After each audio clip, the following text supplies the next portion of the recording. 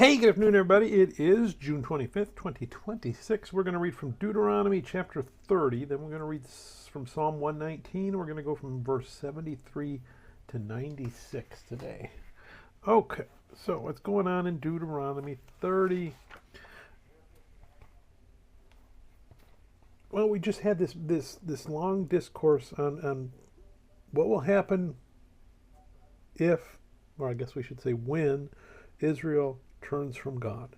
And when Israel turns their back on God, God has told them, I'm going to turn my back on you. But in verse 30, he's saying, but when you turn back to me, I'll be right there to turn back to you. And I'm telling you ahead of time, so you can't say, oh, we didn't know. Turn your back on God, God turns his back on you. Return to God, and God is right there ready for you.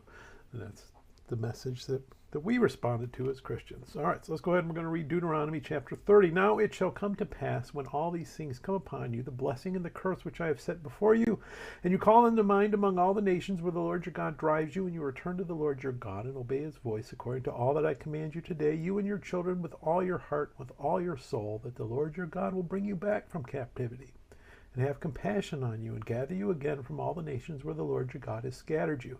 If any of you are driven out to the farthest parts under heaven, from there the Lord your God will gather you, and from there he will bring you. Then the Lord your God will bring you to the land which your fathers possessed, and you shall possess it. He will prosper you and multiply you more than your fathers, and the Lord your God will circumcise your heart and the heart of your descendants, to love the Lord your God with all your heart and with all your soul, that you may live. Also, the Lord your God will put all these curses on your enemies and on those who hate you, who persecute you.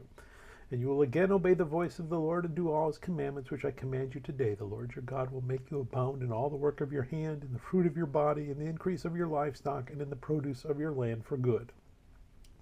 For the Lord will again rejoice over you for good, as he rejoiced over your fathers, if you obey the voice of the Lord your God, to keep his commandments and his statutes, which are written in this book of the law.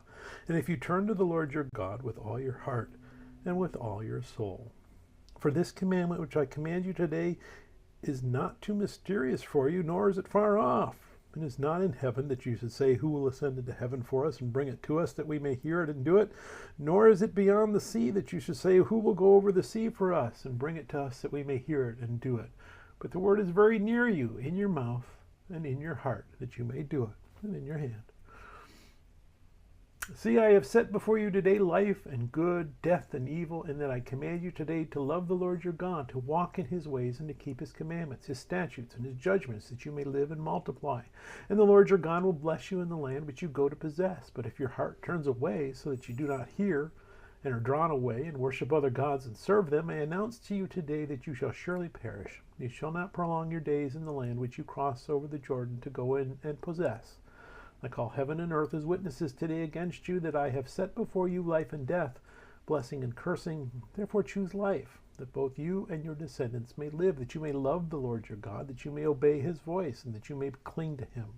For he is your life and the length of your days, and that you may dwell in the land which the Lord swore to your fathers, to Abraham, Isaac, and Jacob, to give them. All right, let's move over to Psalm 119. And we're going to start at verse 73. We're going to do Yod, and we're going to do Kaf, and we're going to end with Lamed, which ends at verse 96. Again, this is a acrostic poem in Hebrew. Each of these 8 verses starts with a letter of the Hebrew alphabet, and we've been moving through the alphabet as we go. So that would have helped them remember this. Would have been a great exercise to write this out. And this is all about God's word and just praising God's word and everything it stands for in our lives. So 119, Psalm 119, verse 73. Your hands have made me and fashioned me. Give me understanding that I may learn your commandments. Those who fear you will be glad when they see me, because I have hoped in your word. I know, O Lord, that your judgments are right, and that in faithfulness you have afflicted me.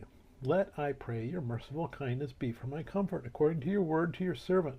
Let your tender mercies come to me, that I may live. For your law is my delight. Let the proud be ashamed, for they treated me wrongfully with falsehood. But I will meditate on your precepts.